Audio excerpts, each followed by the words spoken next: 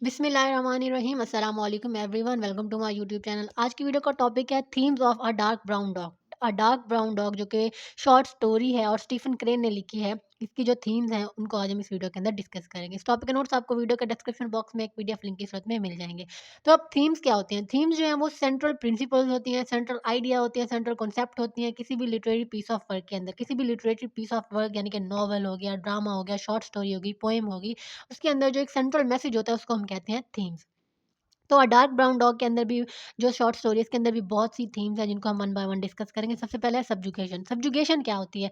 Subjugation होती है कि हम किसी के ऊपर कंट्रोल हासिल करें, किसी के ऊपर डोमिनेट हो जाएं, उसकी पूरी पर्सनैलिटी को कंट्रोल करें। और ये एक डेफिनेटिव थीम है इस शॉर्ट स्टोरी की। जो लिटिल डॉग है वो जो है वो बहुत चाहता है कि उसको अच्छा ट्रीट किया जाए, लेकिन वो इस चीज़ को समझ नहीं पा रहा है कि वो डिज़र्व करता है कि उसको अच्छा ट्रीट किया जाना चाहिए।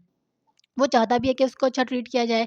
जो डॉग है, वो क्रुएल्टी को सहता है, अब्यूज़ को सहता है, जो उस बॉय की तरफ से उसको मिलता है और उसके बाद उसके फादर की तरफ जो उसको मिलता है और फिर उस बेचारे की डेथ हो जाती है। He could force 3 or 4 people armed with broomstick and handful of coal to use all their ingenuity to get in a blow।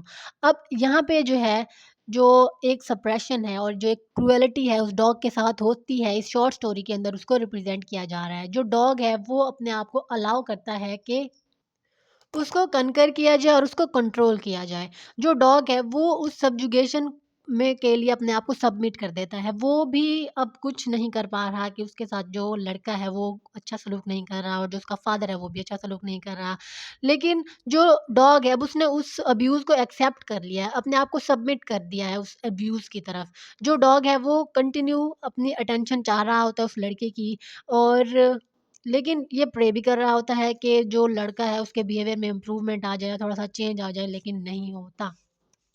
अब नेक्स्ट जो थीम है वो है सबमिशन। सबमिशन जो है ये एक एक्ट या फिर फैक्ट है कि जो सब सुपीरियर फोर्स है हमारे ऊपर या जो अथॉरिटी है हमारे ऊपर, हम उसको एक्सेप्ट कर लें कि हाँ भी हम सबमिटिव हैं, हम सबमिट करेंगे अपने आप को। इस तरफ हम सबमिसिव हैं, हम इन्फीरियर हैं, हम कमतर हैं, और अगला बंदा जो है वो सुपीरियर है, उसके पास अथॉरिटी है, वो सुपीरियॉरिटी रखता है हमारे ऊपर।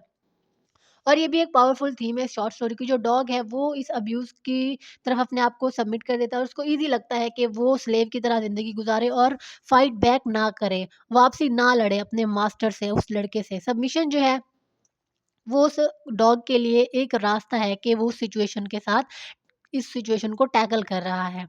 और अब उस डॉग को ये खुशफ़हमी भी है कि हो सकता है कि अगर वो वापसी पे ना लड़े और अपने आप को अच्छा जो है वो शो कराए और जो अब्यूज़ है और जो ज़ुल्म है उसको सहे, तो हो सकता है कि उनका जो ट्रीटमेंट है वो अच्छा हो जाए। लेकिन ये सिर्फ़ कहने की बातें होती हैं, ऐसा कुछ भी नहीं होता। अगर आपके ऊपर कोई ज़ुल्म कर रहा है, अगर आपके साथ कोई बुरा कर रहा है, तो आपको उसको जवाब देना ही पड़ता है, क्योंकि अगर आप चुप रह जाते हैं और कुछ नहीं बोलते तो फिर वो अपने आपके ऊपर चढ़ाई कर जाते हैं और फिर आपके पास कोई रास्ता नहीं बचता उनसे बचने का या उनको जवाब देने का। इसी तरह से जो अफ्रीकन अमेरिकन्स थे, जब उनको स्लेवरी से छुटकारा मिला था, तब उन्होंने ये सोचा कि वो फाइट बैक नहीं करेंगे, वो अपने आप को अच्छा रखेंगे, काइंड रखेंगे। तो हो सकता है कि जो जो अमेरिकन पीपल है, जो व्हाइट पीपल है, हो सकता है वो उनसे अच्छा सलूक करें, अच्छा बिहेव करें, लेकिन ऐसा सिर्फ़ ख़यालों की दुनिया में ही हो सकता है, रियलिटी में ऐसा कुछ नहीं होता। प्रोटेक्शन जो है ये भी एक इम्पॉर्टेंट थीम है, जो प्रोटेक्टर के ऊपर बेस्ड करती है, प्रोटेक्टर की पावर के ऊपर बेस्ड करती है। जो चाइल्ड है, जो न्यू जनरेशन है, साउथर्न अमेरिका की, वो पावरलेस, उसके पास पावर नहीं है। उसने डॉग को प्रोटेक्ट तो किया, लेकिन इतना प्रोटेक्ट नहीं कर पाया कि उसकी जान बचा सका। जान नहीं बचा सका जो लड़का है, क्योंकि जो फादर था, जिम क्रो जो लॉज़ थे, वो उनके पास अल्टीमेट अथॉरिटी थी। वो जो लड़का है, वो उस डॉग को नहीं बचा पाया क्योंकि अल्टीमेट अथॉरिटी उसके फादर के पास थी। उसके बाद है जी faith's limit. Praying for your enemy rarely changes them. अब फेथ की भी कोई लिमिट होती है। अगर आप ये कह के कर रहे हैं, ऐसा कर रहे हैं अपनी लाइफ के साथ कि अगर आपके साथ कोई ज़ुल्म कर रहा है, तो आप कंटिन्यूअली प्रे किए जा रहे हैं, दुआ किए जा रहे हैं कि अल्लाह पाक इसका जो बिहेवियर है वो ठीक हो जाए, या काश ये ठीक हो जाए इस तरह से, तो ऐसा कुछ भी नहीं होता। अगर आप पलट कर जवाब नहीं देंगे तो आपके ऊपर मज़ीद चढ़ाई की जाएगी आपके दुश्मन की तरफ से। अगर आप पलट पलट के जवाब देंगे तो उनको एक शट अप कॉल देंगे, तब उनकी हिम्मत नहीं होगी कि वो आपके साथ कुछ बुरा कर सकें मज़ीद। तो इसमें भी यही होता है कि जो डॉग है, जब डॉग को लड़का मार रहा होता है, तो डॉग जो है वो अपने पंजे ऊपर कर लेता है, एक एक बहुत ही नरमी नरमी से और एक अच्छे अंदाज़ में, और ऐसा लग रहा होता है कि जैसे वो प्रे कर रहा हो, लेकिन जो चाइल्ड उसको कोई फ़र्क नहीं पड़ता, वो फिर भी उसको मार ही रहा होता है। नेक्स्ट थीम है जी साइलेंट एक्सेप्टेंस।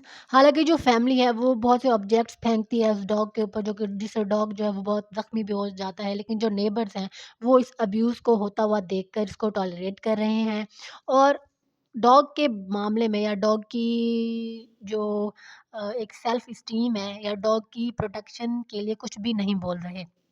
और ये जो चीज़ है ये अल्टीमेटली उस डॉग की डेथ का नतीजा बनती है, क्योंकि जो नेबर्स हैं वो कुछ भी नहीं बोल रहे। इसी तरह से जो अफ्रीकन अमेरिकन के साथ मिसट्रीटमेंट होता रहा है, उस उनके बिहाफ़ पर भी और उनकी सपोर्ट में भी किसी ने कुछ भी नहीं बोला। तो इसको कहते हैं साइलेंट एक्सेप्टेंस, के जो नेबर्स हैं, जो हमारे इर्द-गिर्द के लोग होते हैं, वो भी उस ज़ुल्म के खिलाफ आवाज़ नहीं उठाते, बल्कि चुपचाप सुनते रहते हैं, सहते रहते हैं।